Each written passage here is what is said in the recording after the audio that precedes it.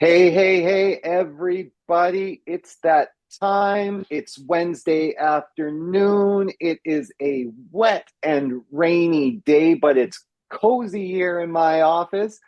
That's right. It's the Real Deal Pod with Allister and Geoff, and we are here for an exciting episode number 35. Geoff, my man, how you doing, buddy?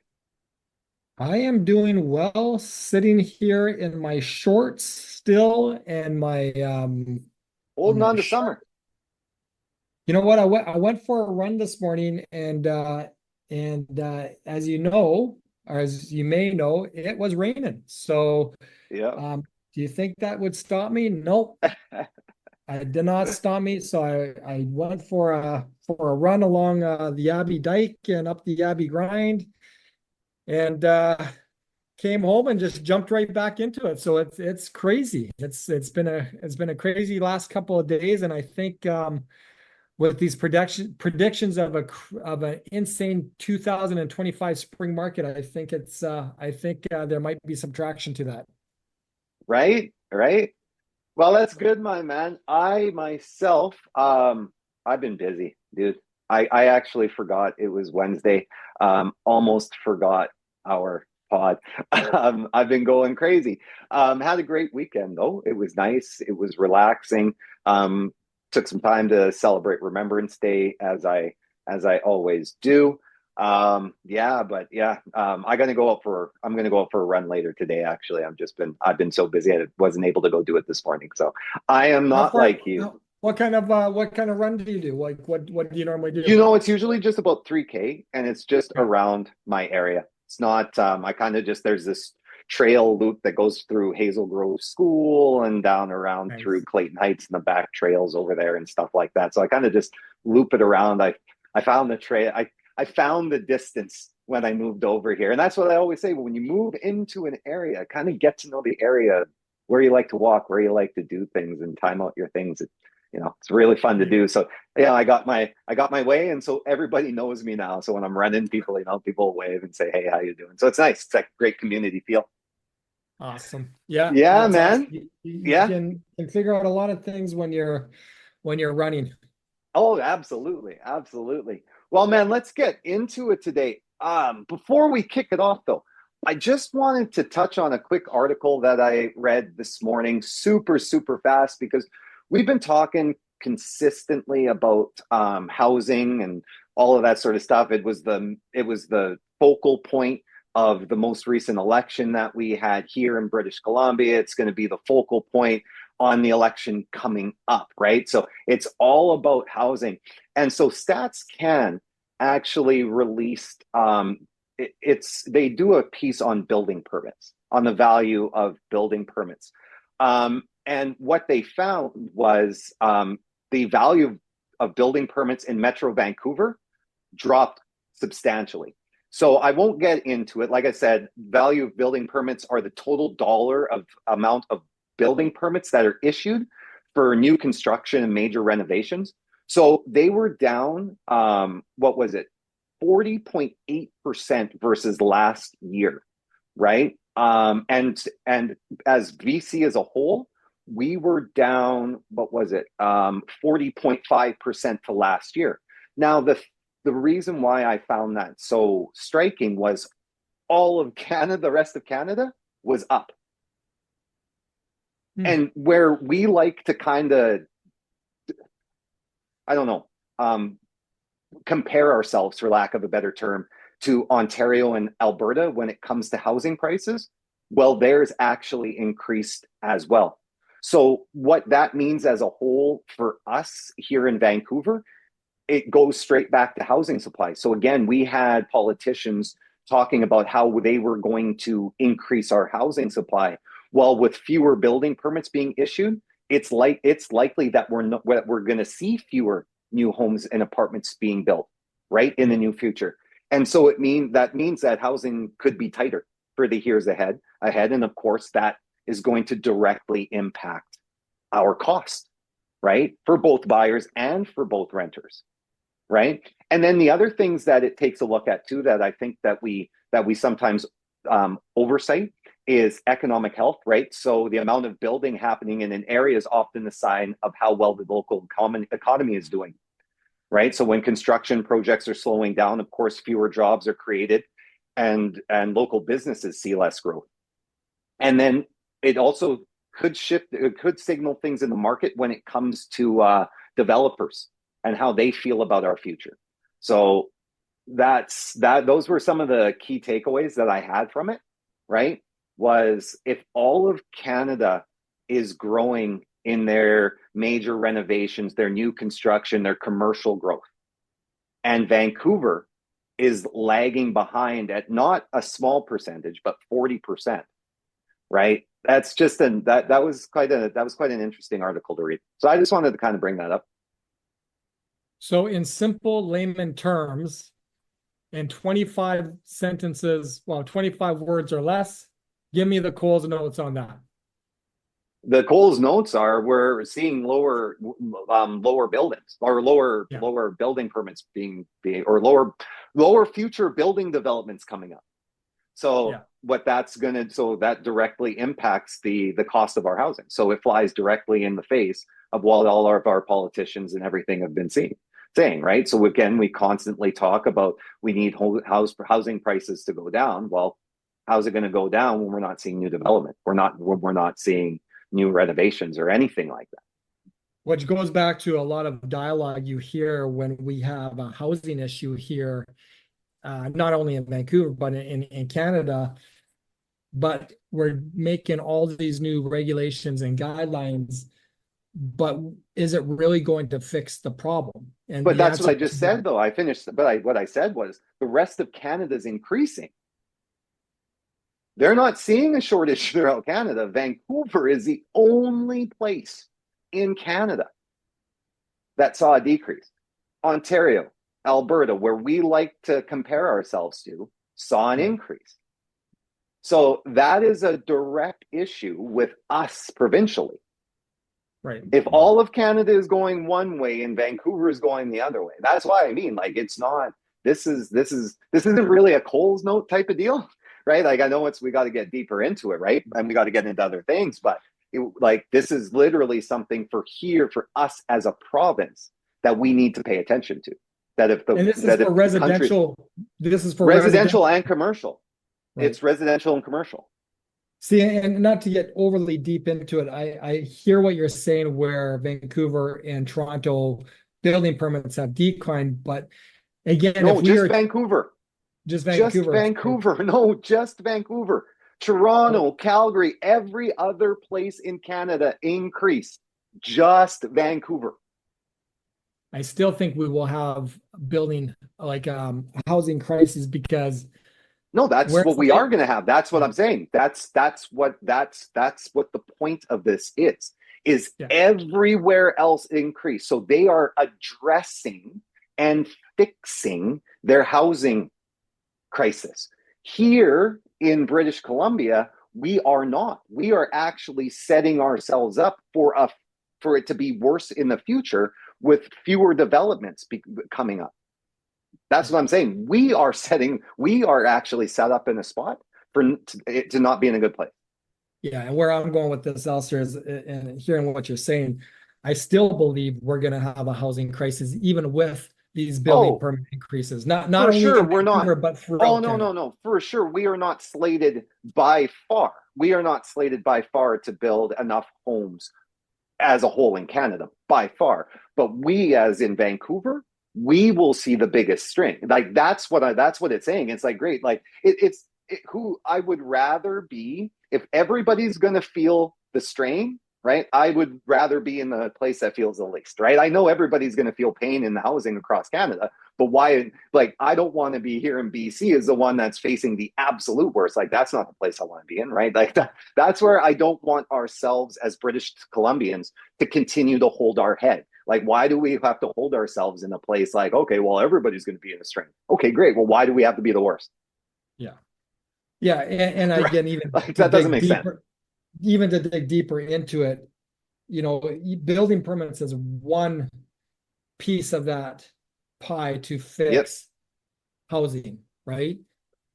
Well, it's a The big piece right now when the we've other got the piece of that immigration pie and all of is those other factors that have come in. sorry? I said, well, when we've got all of those other factors, right, that have already played in place, where people will argue immigration and all of those other things, right, that is 100% part of the factor, right? But right now, right, the root fix is the housing, and so that's what I'm saying. We can argue all of those other elements, and they are all 1 trillion% true. But the biggest issue right now is the fact that we don't have the housing and we Yeah. don't have the foreseeable housing coming up to address the issue. So no matter what, right, we can fix everything else when it comes to addressing immigration, all of those sorts of things. But if we still have not created that housing, it still doesn't, we still don't have places for anybody to live, and our population will continue to increase because we will still continue to reproduce. So Yeah. the issue becomes now is where we don't have development happening, we have an issue. Now we have the issue of development, Yeah. right? Well, So that's an that's interesting just my takeaways from that piece I was reading. It's just really concerning, right? When I'm saying Canada going up and the rest of Canada going back, going forwards, and British Columbia going backwards, man, that's crazy to me. That's alarming. So anyhow, let's get into it, my man. What are you talking about today? I don't know. I wanted to again just kind of rediscuss a little bit about what we talked about last week and seeing what our government is doing to try to increase affordability Apparently for not enough because buyers. we're down 40.5% in building permits. So apparently not enough. Go ahead. Down 40.5%, but up 30% in housing sales in the month of October. I know it's just a roller coaster ride. Resale. That's We're just regurgitating stuff that's already there, man. That's just regurgitating stuff that's already there. That's not building. Yeah, no, I got you. I got you. So yeah, what I wanted to do is I just wanted to kind of recap a little bit about what we spoke about last week as far as what our government is doing to try to increase affordability. And then I wanted to talk to you a little bit about, the Charter Bill of Rights and the Renter Bills of Rights and homebuyer rights, because I think that's also important for people to understand as we, move forward into 2025. But yeah, so I'm going to quiz you. Remember, so insured mortgages, they're going to go from $1 million to What? What? 1 million to 1.5. exactly. I knew you had it. I So had it. again, I was just joking. What? Okay, go so what that means again, folks, is that as of today, if you are purchasing something over $1 million, you need a 20% down payment. So you need ahead. 200 grand. Come December 15th, that is actually going to be pushed up to 1.5 million. So again, it's going to allow people who may not have the down payment to buy homes over $1 million to come in and buy homes that are 1.5 million or less with 5% down on the first 500,000, 10% on the remainder, right? So again, it's trying to increase buyers to come in, especially in Vancouver, especially in Toronto, where they don't have to come in with as big of a down payment. So again, trying to create space for more sales. The other thing was the 30-year amortization. This to me is a big one. This again, as of August 1st, for first-time home buyers, this was for all first-time home buyers buying newly built homes that they could use that 30-year amortization with less than 20% down.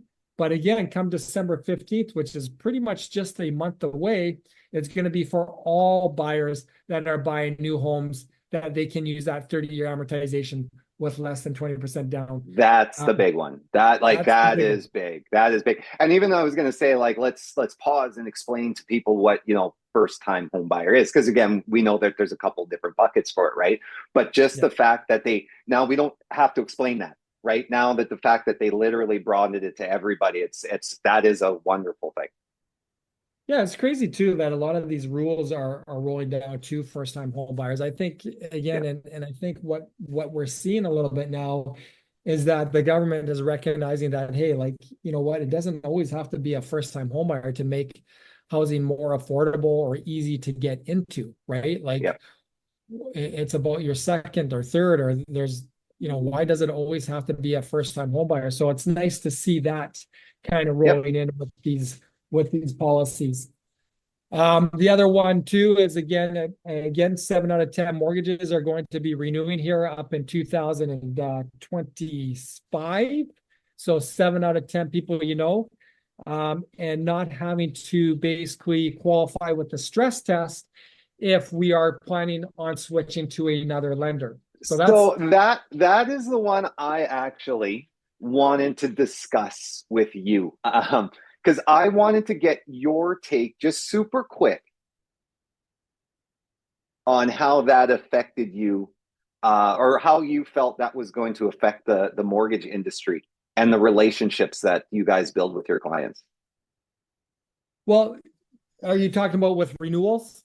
Well, yeah, because now, right, you don't have to pass a stress test. So now Yeah. what that is going to allow is going to allow people to shop for sharper rates. And let's be honest, right? Like I don't know how the mortgage industry works, like Right. per se, but I'm going to say like cell phones. I'll take cell phones for example. So the reasons what cell phones do is they on the first contract they offer you the sharpest contract they possibly can with the hopes that you're going to renew with them further, and then that's where they'll make up the dollars from you later, because your plan you now don't have the best plan, right? You don't have the best stuff.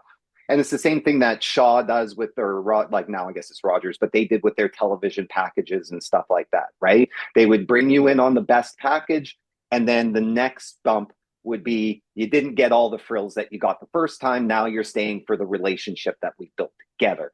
So what does that do for, how does that feel? How do you feel it impacts like the mortgage industry? Well, I think when you take a look at mortgage renewals, Yeah, right, the first thing that we need to understand is that most Canadians actually just renew with their existing lender. sure. Okay. And the reason they do that is easy. You don't have to requalify. And sometimes borrowers just don't realize that they can't. They feel that they're stuck with that financial institution until their mortgage is paid off. So there's a little Okay. bit of an education in there. But the reality of it is that, you know, again, the 70% of the people who do that, which is the large majority, they're not getting the sharpest renewal rate. To your point, right? Right. Is that they entice, not every lender entices you on the origination. Let's get you in, let's get you a great rate. Let's build that relationship where we're building that like and trust channels. My bank loves me, my credit union loves me, my lender loves me, so they're going to take care of me. But the reality of it is, and I've said this time and time again, those 7 out of 10 people that are renewing with their existing lender, Yeah. right? I'm going to say 7 out of 10. Well, I'm going to say 6 out of 10 aren't necessarily getting the sharpest rate, Oh, I'm right? going to go with you, and I was going to say eight because you would not be surprised. Normally you have to threaten to leave your lender when you're going to go and say, unless you give me literally your sharpest rate, I'm out of here. And then they magically come up with that sharpest rate that you couldn't get before. That's what I was Yeah. saying. Like they entice you with that first one with that bottom rate, because on the second one they're not giving you that best rate. And I believe it's 8 out of 10. So sorry, go ahead. Right. Well, it's pretty much 80% of Canadians. Here's the confusing stats. 70% of Canadians' mortgages are going to be renewing by the end of 2025. So Yeah. 7 out of 10 people you know that have a mortgage are going to be renewing by the end of 2025. Out of those 7 people, I'm going to say 5 out of those 7 people will simply renew with their lender. No And question then about the rate, right? no question about the rate. They just Yeah. believe that that's the best rate. Right. And Yeah. then out of those 5 out of 7 people that are renewing with their lender, I'm going to say 4.5 of them are not getting the sharpest rate, right? Right. So the nice thing about this introduction of policy where uh, borrowers will not have to face a stress test, to renew their mortgage. Yes, they're still going to have to qualify, but it will open up some doors for them to allow them to shop for sharper rates, providing that they qualify, right? Yeah. So, No, it's true. Yeah. And I think too, what it does is now you can best trust your advisor even more because them knowing that you can walk out the door if they lie to you with the perceived best rate, knowing that they could have just got it from the guy next door. So you might as well just give me the best rate so we can stay together and continue this relationship together. Right. I think yeah. that type of quote transparency is good for the industry as well. Yeah, and this all falls into the Canadian Mortgage Charter that was Yeah. introduced, right? Yeah. And this charter is all about protecting home buyers' rights. Yeah. So the other nugget here is within this charter is that mortgage hardship relief.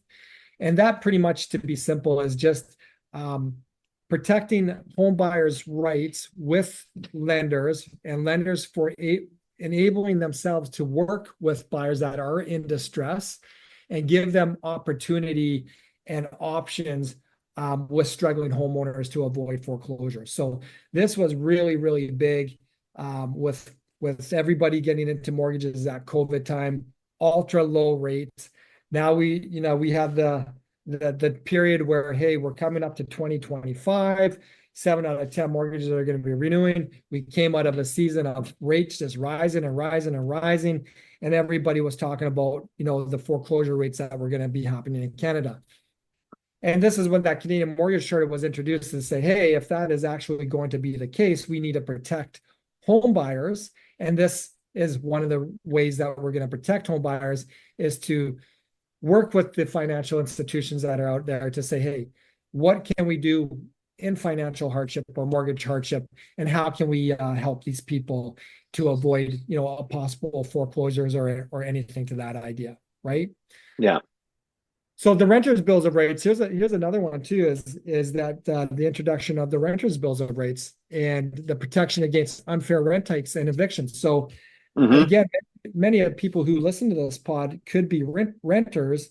And here in British Columbia, Allister, do you know what is legally allowable for a landlord to increase someone's rent as of 2024? It is 0.75. What was it? 3%. 3%. Right. Is it 3? So okay. I thought it was lower, to be honest. In BC, right? Okay. So in British right. Columbia, Inflation plus 1 or whatever it was. Yeah. In British Columbia, if you are a renter and you are in a rental situation, and say, for example, your rent is $1,000, your landlord can only legally raise your rent 3%. So what's 3% of 1,000? $3. Yeah. So your new rent for the upcoming tenancy agreement is going to be $1,003. $3.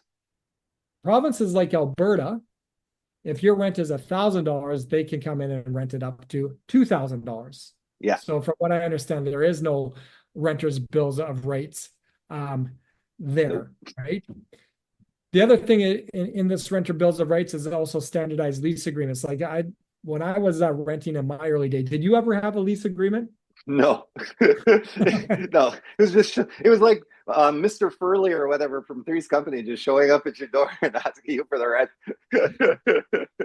So again, within the renters' bills of rights, there's a big push for standardized lease agreements, right? And again, once you have a lease agreement, it's very clear and very simple to eliminate misunderstandings about what that rental obligation is and the process. It's amazing though how many people that don't have them. So again, this is another thing that Canada, our government is doing to try to protect renters. Right? Yeah, I think we should mention one. I don't know if you're going to go to it, but what happens when somebody sells their home, right? And the person that is coming to buy it has decided, I'm going to bring my mom. I'd like my mom to live in the suite.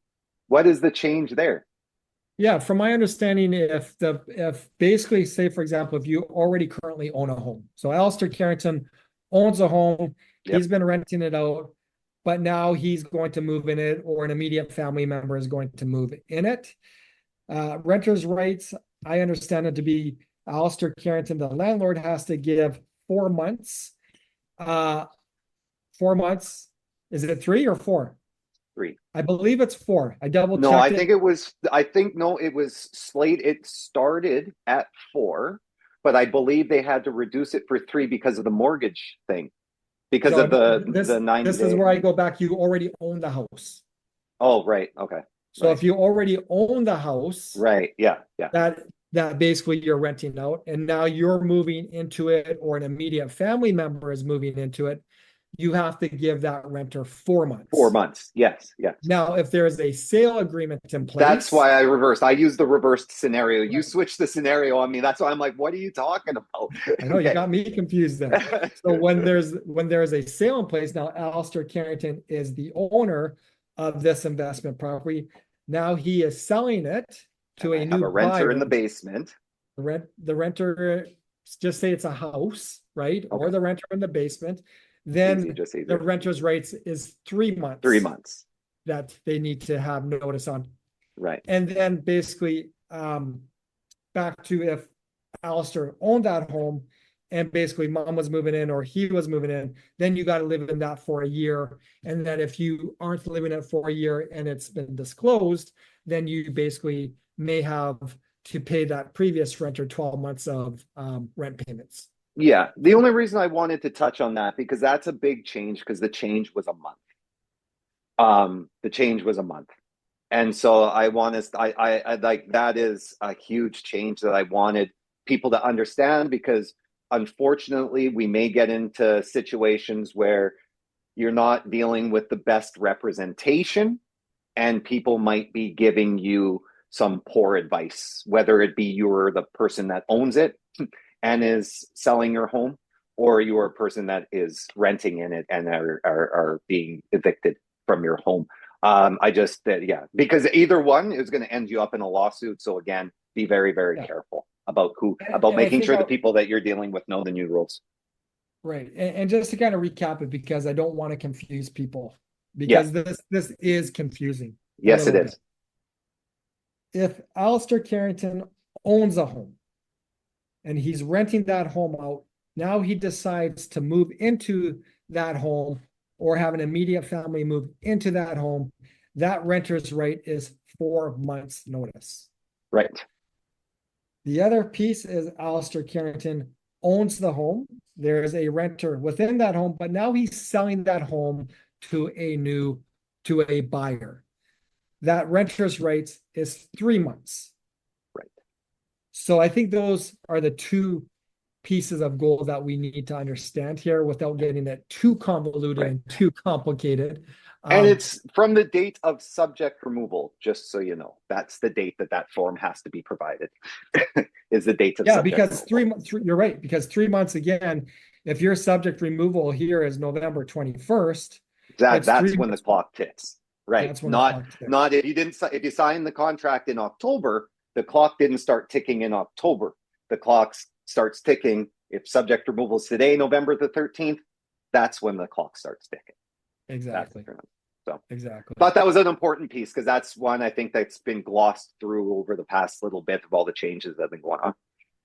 Well, I'm gonna hand this other one off to you, the home buyers bills of rights, because this is gonna be coming onto your sandbox and having that discussion. And two of the key points in that is making price history available, right? Yeah. So when there are purchases that are coming in place, well, what is the So, history of that, which really is a yeah, non so concept. that to me, I will say, like, again, great for the great. I'm all about transparency. Okay. I'm all about transparency. So when I say this, let me be clear. I'm all about transparency. Yeah. What I'm about to say though is I don't understand what realtor didn't already do that for their clients. So every time I meet with a client, I print up the history of the property and we go through how many times it's been sold, what it's been sold for, all of that sort of stuff. So that's the part that it kind of made me chuckle. Again, again, because I'm all for transparency, it's great to have it as a rule, but it's just kind of shocking that that's Yeah. not done already. That's not a practice as it is. And here's the next one, and this is a proposal, and I'm asking a lot of our realtor partners about this next thing that we're going to talk about, which is a proposal to curb blind bidding, which in the past, which has driven up home prices, like in Yeah. our COVID market where it was super, super insane. Um, so from my understanding is that as of right now, if Alistair Carrington is selling a home and there's multiple offers, there is a disclosure form that goes to the buyers or the That's buyer new now. that's That's happening. new now. That is new. So there wasn't. So let's just stop. Before it was the wild, wild west. All right. So this is why these things are now coming in, is because of COVID and the absolute bleep show that it became. Right. So yes. So step one, they introduced. Oh my goodness, are we about a year into that now? They introduced as soon as myself, a realtor, gets a second offer, I now have to fill out a form that says I have more than one offer. Now, just like before, at no time do I have to tell you the value of said offers. So you can Yeah. know there's two now. Legally, I have to tell you, but I still don't have to tell you the value. I believe the proposal, though, is going to be coming that you now need to tell the value. Yes, that Right. is the proposal. And I will say again, I am about transparency. And I believe that, yes, it should be shown. I think so I too. don't care about the realtors that argue with me on this one. We can take this one offline because I'll get into it, man. Um, to me, they're looking for suckers. I'm not somebody that looks for a sucker of a realtor. So this is why you do it. It's why you do it. It's why people were even doing it when multiple offers had sort of started dwindling away at the end of COVID. There was still a few Vancouver realtors that came out to help their clients in the valley, right? And just threw offers out there, not knowing that the market had changed. And some people got some some some guys got soaked. Like Yeah. there were some people that were like 75, 85, 100K more because that agent didn't know the market had changed, Yeah. right? So like and to me, yeah, great for the seller, great for that agent to be able to tout his horn and say though and have that funny thing to be able to tell to all his colleagues and all that sort of stuff. That's not how I roll. That's not my life, right? That's not my way of doing business. So I believe in transparency. I don't believe in soaking a buyer for 100K, man. That's criminal. Well, on that note, let's soak up some more rain and sign off. Right. All right. Well, that's it. That's all you got for us today. That's it. That's it. Awesome, my man. Well, guys, once again, we truly, truly, truly appreciate you guys taking some time to listen to us. Please continue to like, love us, and share us. Geoff and I always take your comments and your feedback to heart. We try to be better for you each and every day. So, as we always say, stay informed, stay empowered, and most importantly, stay tuned. All right, y'all. We'll talk to you later. Yeah, have a nice day. Peace out.